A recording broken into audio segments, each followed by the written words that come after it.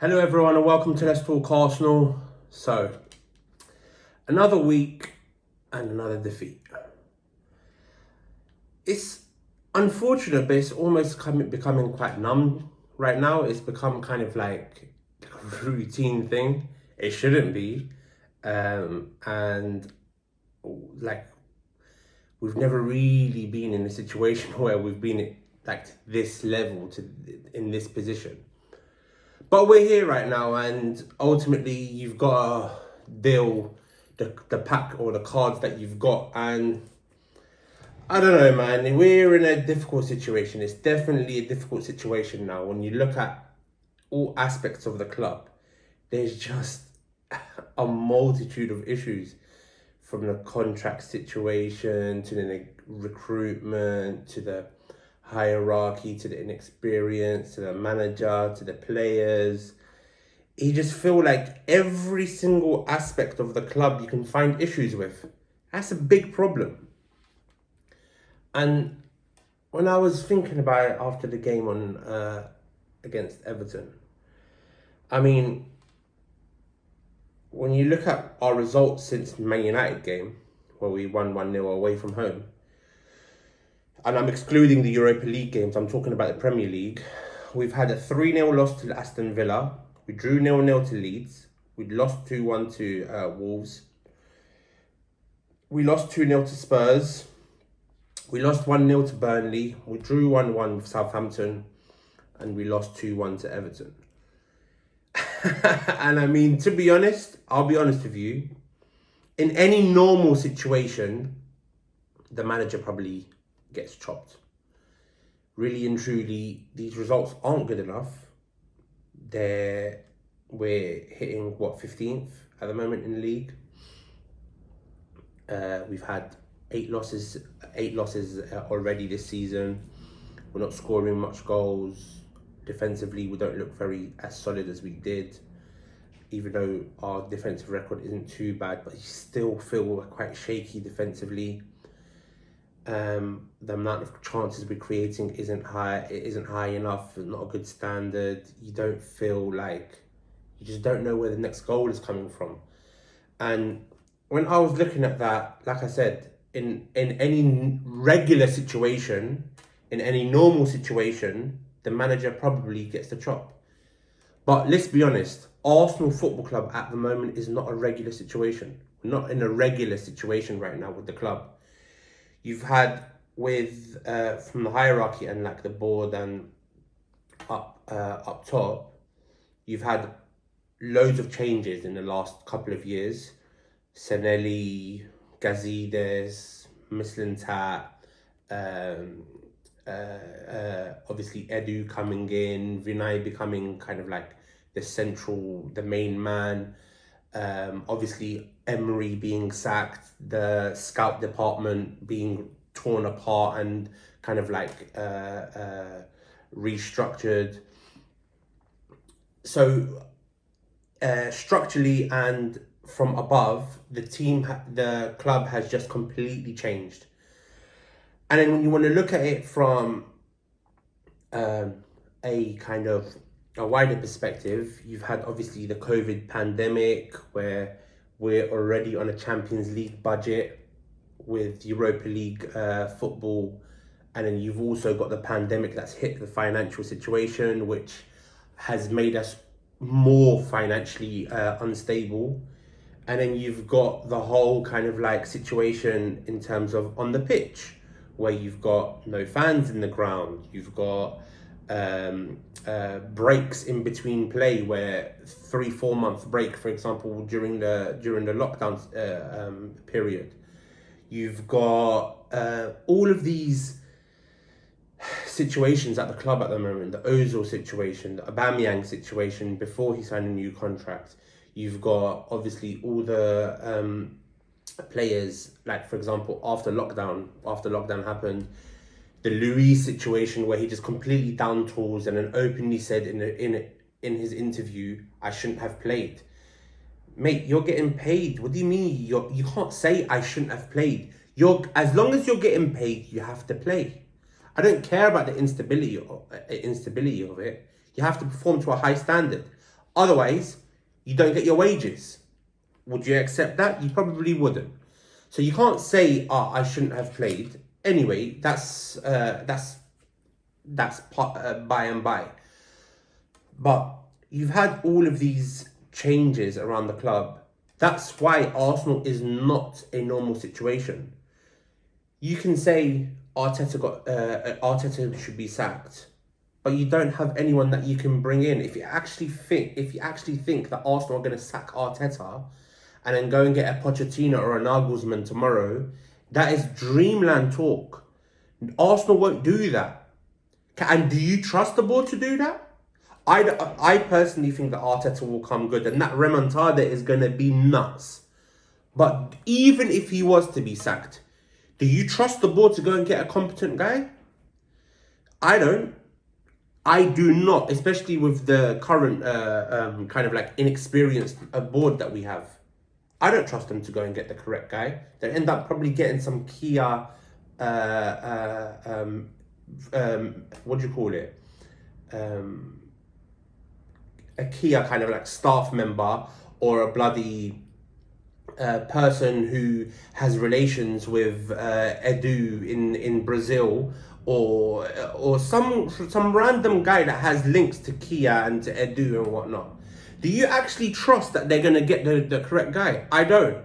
So in that situation, the manager's position becomes kind of like the most secure, or at least it should be. For me personally, whether he's doing the right job at the moment or not, the only person that actually I trust at the club at the moment is Arteta. Because he's the only one that, firstly, you know for a fact he's been around winners. He knows what's necessary in a winning team. And whether you think that he's got the talent to be like Guardiola or not, he's been around that kind of like mentality. He's been around that kind of circle. He knows what it needs to get a high-performing culture at a club. He knows it, whether you like it or not, whether you're Arteta in or Arteta out. That's a fact. So now we move on to the other part, where it's like, all right, cool.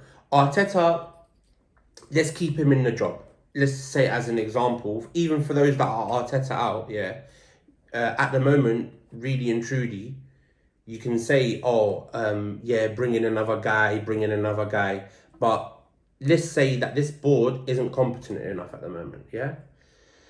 When you look at our situation at the moment, or our league position, we're 15th in the league. We've got all of these mad stats going against us. We've got all of these kind of like crazy kind of, milestones that we're hitting, but they're against us. Like, Burnley haven't beaten us in 50 years or whatever. Our worst league start since 1970, whatever. All of this kind of stuff is negative stats and all of that kind of thing. But when you look at the tools that we've been given, or the current situation that our club is in, you have to think, actually, you know what? That might make sense that we're in the situation that we're in. It might make sense. When we started the league season and Arteta was given the tools that he's given right now, it should have been clear to everyone that we won't make top 10. The Thomas Partey signing clouded everything, blinded us all. It was a big signing and he's going to be a quality player for us. But really and truly, even Arteta said it, we have an unbalanced squad.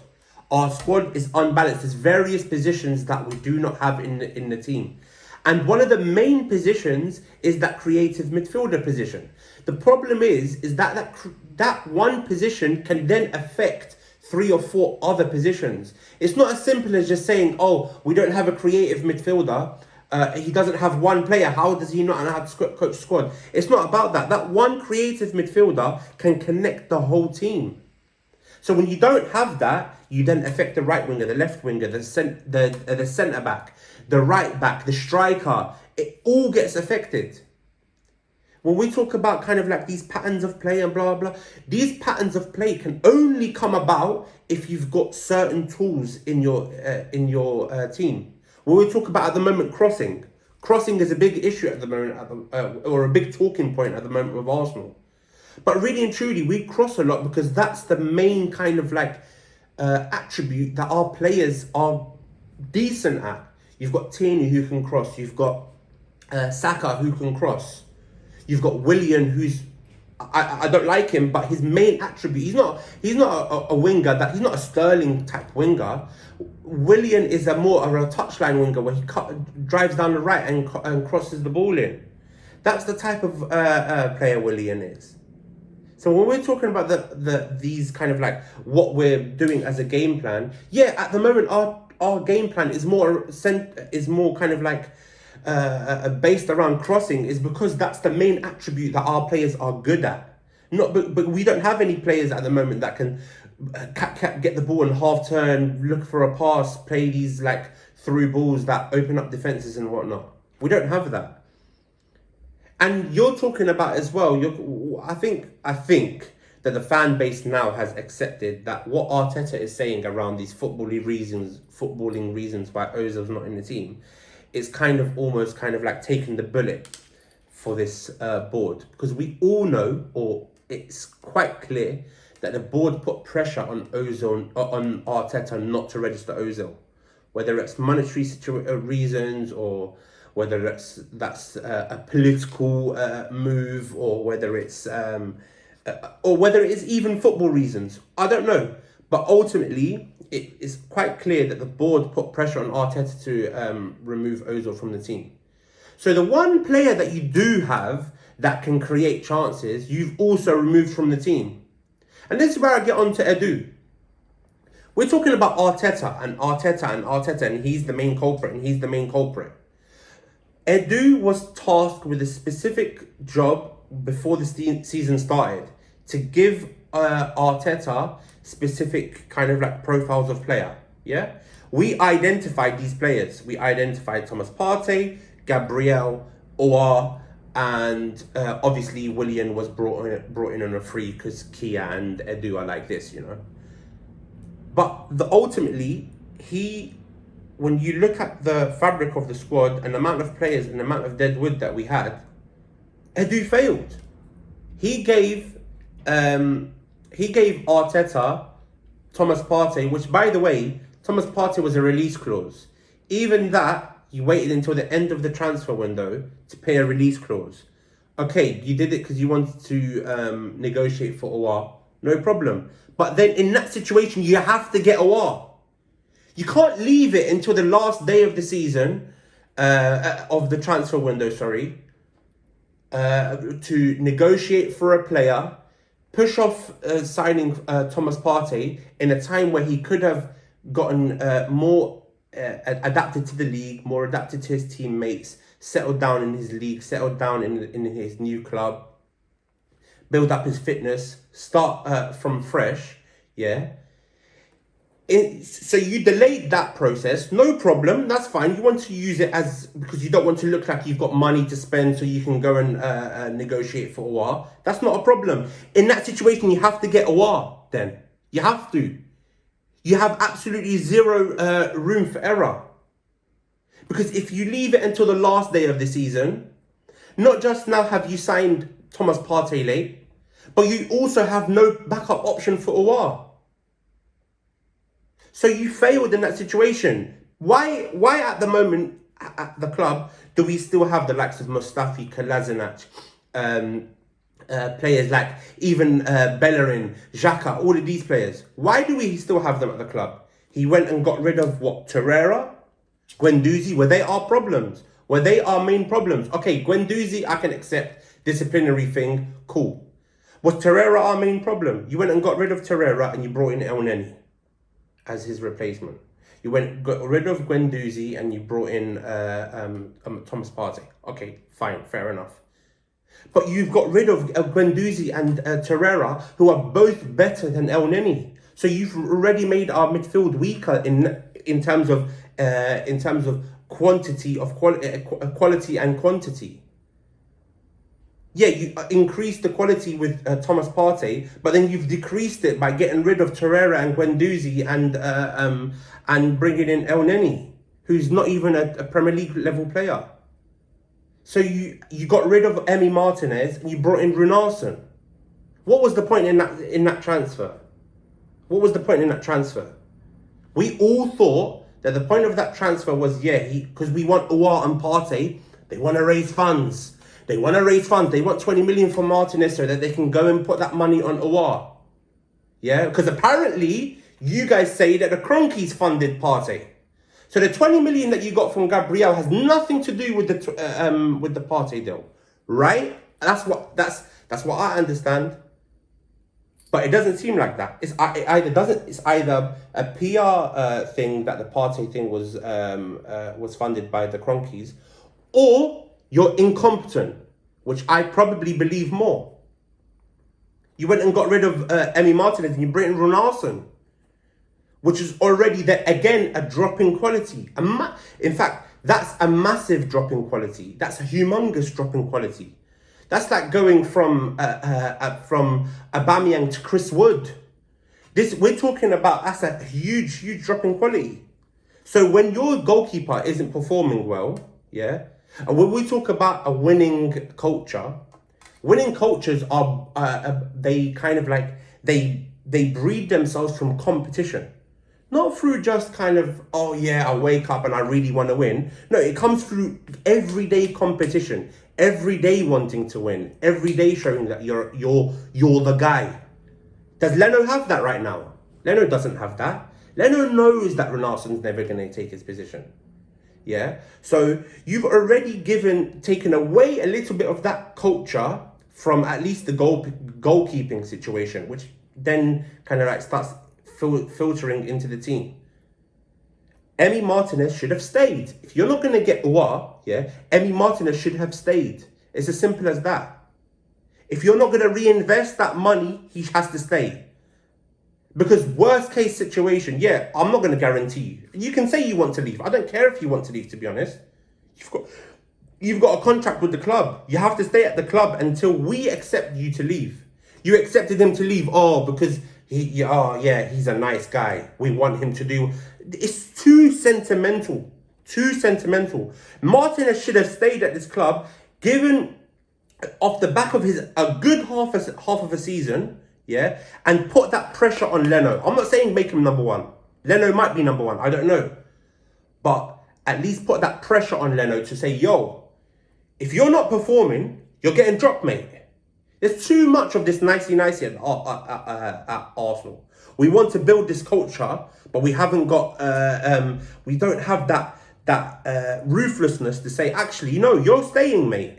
You're staying, and if you want to get the number one spot, yeah. Who said, yeah, that that Leno has to be guaranteed number one? Because Leno's interview after the Community Shield or whatever position or whatever game it was stunk of arrogance. You're not Manuel Neuer, mate. You're not Alisson. You're not Edison. You're none of these guys. You make mistakes, bro. You make hella mistakes as well. So give him that competition. Let him stay on his toes. Let him prove himself every day in training and in games and in everything. Instead, you went and sold him. You got in some little Ute who looks like he's about 15 years old. Had a terrible record in Spain. You want to bring him into the Premier League. Some little Ute, he can't even, I don't know what he's going to do if he comes up against these big guys like Benteke and Chris Wood and all of these guys. This is Edu. This is on Edu. He was providing the squad to Arteta. And we move on to the players. The players. You know, when I think of Arsenal sacking Arteta, I think, and it might be a stubbornness thing, why I don't want Arteta to go. I still think he's the right guy. But I can't see another manager being sacked and these players still being here. These players still being here after another manager getting sacked. I got on to Emery a lot. But actually, in hindsight, I think I've done Emery a bit of injustice. I still don't think he was the right guy for Arsenal. But I feel sorry for the guy. Because he must have been going through all this bollocks that now Arteta is going through. We've got We've got a bunch of players, yeah, who know that they're not going to be here at the end of the season. They're washed up, they're older in age, yeah, and they probably don't give a shit about the club. Mustafi, Louise, Socrates, obviously, but like Socrates and Ozil aren't in the squad, but them two. You've got probably Lacazette, probably Xhaka, probably Bellerin, probably, I don't know, players like even, okay, El Neni puts in 100%, but even El Neni, Ceballos, these kind of players, yeah. And when you look, and then you've got other players like Willian who have come into the club and they're just there for a retirement package. These kind of players, and it's no wonder that we're in the situation that we're in, because we need these senior players to perform to get out of these positions. These youngsters aren't ready. You can't tell me these youngsters are ready. Nelson's coming through a few games. He's done okay, but he hasn't set the world on fire. Willock has come in for a few games, not being very good at all, especially in the Premier League. In Europa, he always does well, but in the Premier League is when his level drops. And then you've got Balogun. Okay, cool. Balogun, I like Balogun, but can you tell me that he's ready to play week in, week out? He's the guy that's going to take us out of the situation that we're in. We don't even know if he's going to stay at the club. Nketiah, not good enough. Emil Smith-Rowe, he hasn't even played 4 or 5 games in a row in top level football to be able to warrant saying, yeah, this is the guy. Okay, you can give him a go, but that's literally just giving him a go. It's a punt. And then you've got players like, who else? Who else are we talking about? I don't know. There's a bunch of players there that, yeah, you can say give them an opportunity, but they haven't shown that they're going to be the guys. They've got talent. Talent doesn't mean that you're ready. Talent doesn't mean that you're ready. You got at the end of the day, these guys have careers. If they have a run of 10 to 15 bad games, they could just get sold if they're not ready. So you could potentially ruin their Arsenal career because you just want to throw them in a situation where the seniors aren't performing. But that's not fair. That isn't fair. You got to give them time to be able to progress, to enhance their ability and their skills. And it's unfortunate because they're in a dressing room with a bunch of senior clowns. Players like Xhaka. Xhaka, you can say to me, oh, he's a great professional. He's every day he's doing great in training or whatnot. He's always on time, blah blah. But he's ill-disciplined on the pitch, mate. I don't care about what he does in training. I can be amazingly professional in training, but I'm not good enough on the pitch for Arsenal. So it's irrelevant if you say to me, oh, he's a professional. And you've got players like Holding was our captain against Everton. Holding was meant to be going Newcastle at the beginning of the summer. Now he's our captain against Everton. Just shows you the absolute pile of the shit show that's going on at Arsenal. You've got Louise and Willian. These are guys that conspired against Conte to get him sacked. And you can just feel the snakiness in them. You can just feel it. You can just see it in their eyes. The absolute snakes. They don't have no relation to Arsenal or the Arsenal fans. All they want, yeah, is just to have a nice retirement home. They've got this little clique going on, the Kia clique. Louise, Willian, Edu, yeah. And Edu doesn't have the bollocks to be able to say to them, shut your mouth and be quiet. Louise, you should have never been given that 1-year extension. You should have been kicked out of the club immediately. But whatever, we move on. But these players, are they good enough? When we look at our team against Everton, we had Holding, El Neni, Nketiah, Willian, that are all not good enough. All four of them. All four of them are probably not even championship level at the moment. And then you've got Willian, who's an OAP.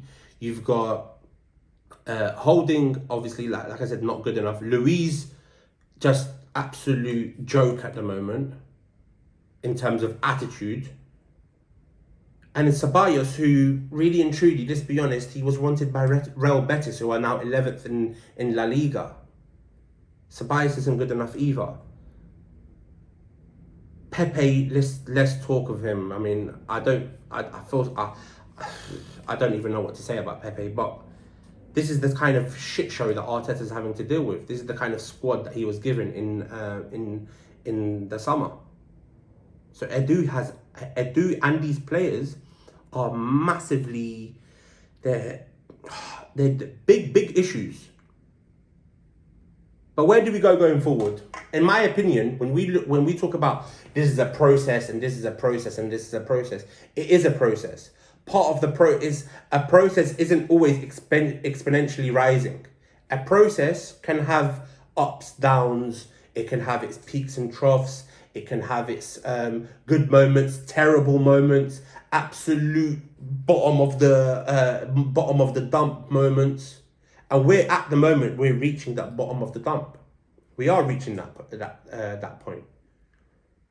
And the only way we'll be able to get out of that is not through changing the manager, because best believe these players still will get you to the bottom of the dump. They will still get you to the bottom of the dump, whether it's in a year's time or in 2 years' time.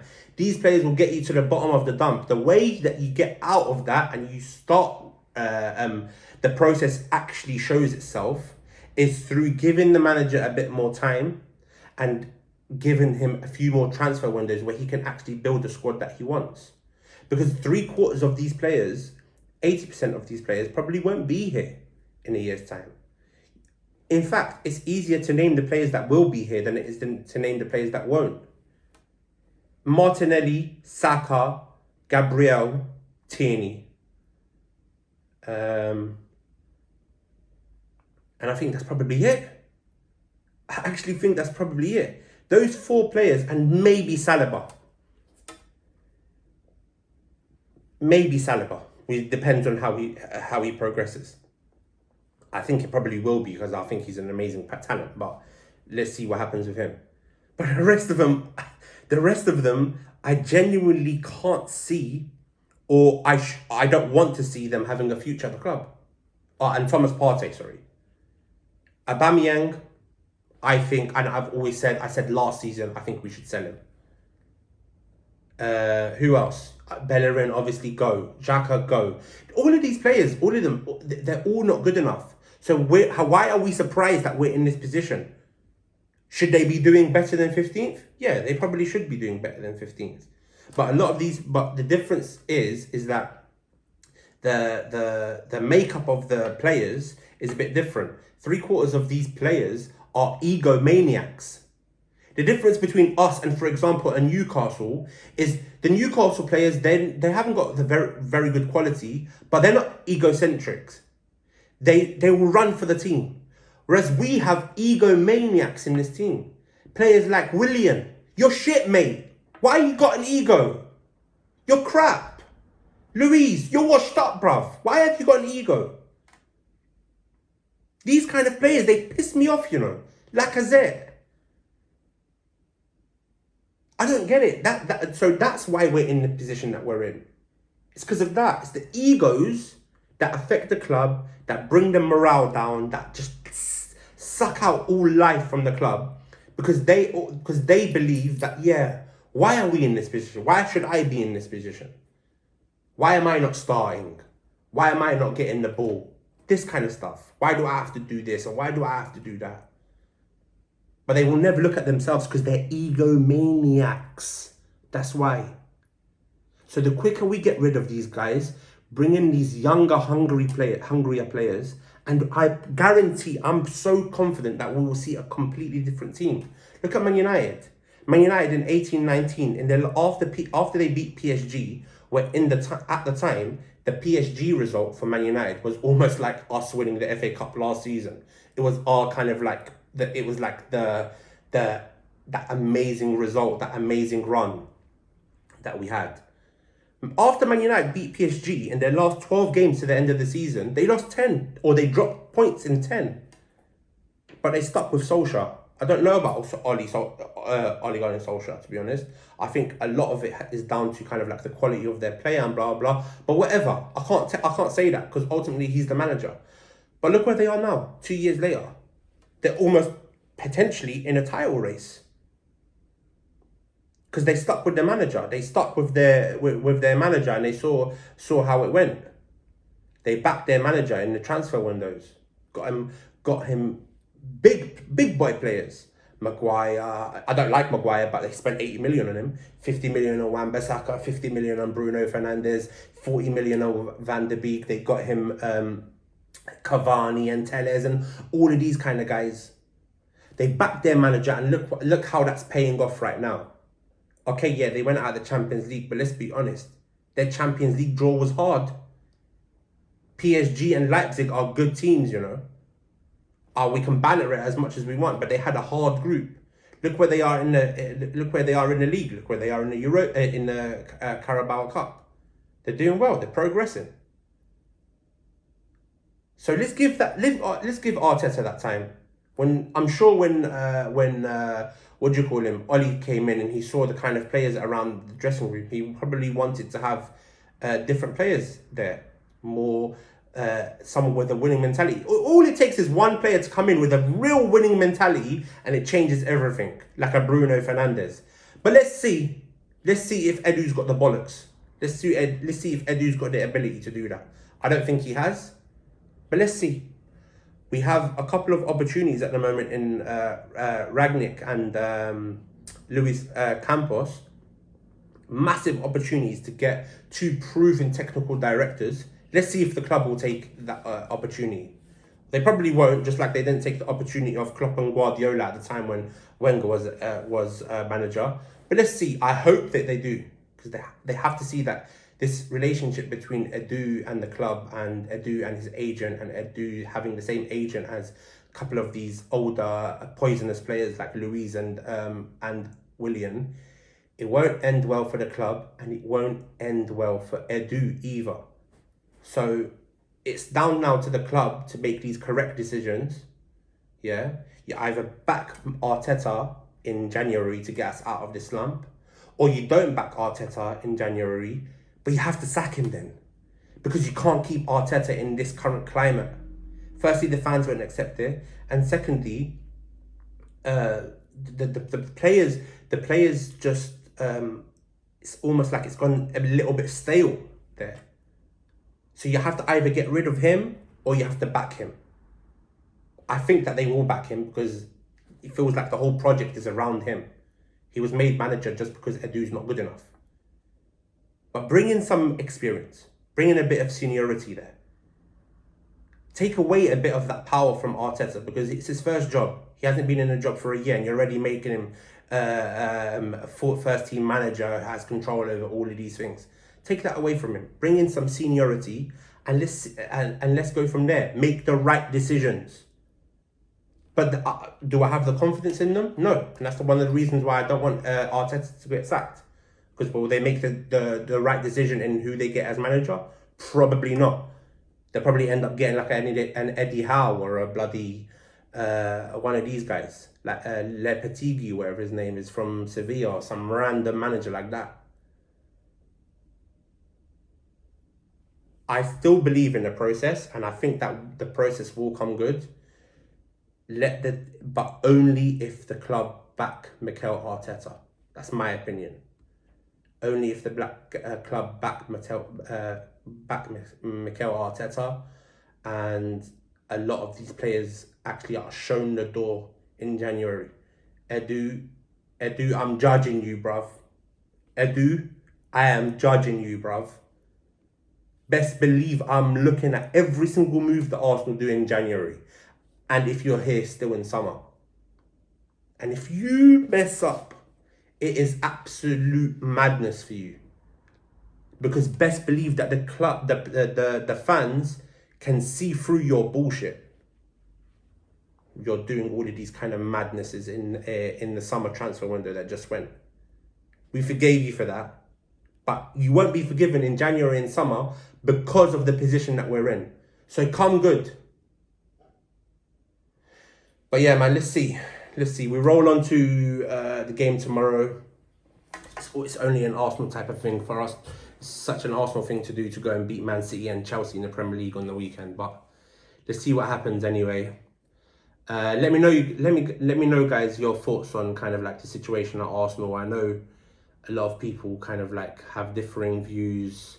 There's so many issues at the moment at Arsenal that I'm sure everyone has their opinions on it. Let me know, guys, because honestly, it'll be interesting. It's interesting to see kind of like the fans' perspectives on it. But yeah, we move in it. Peace.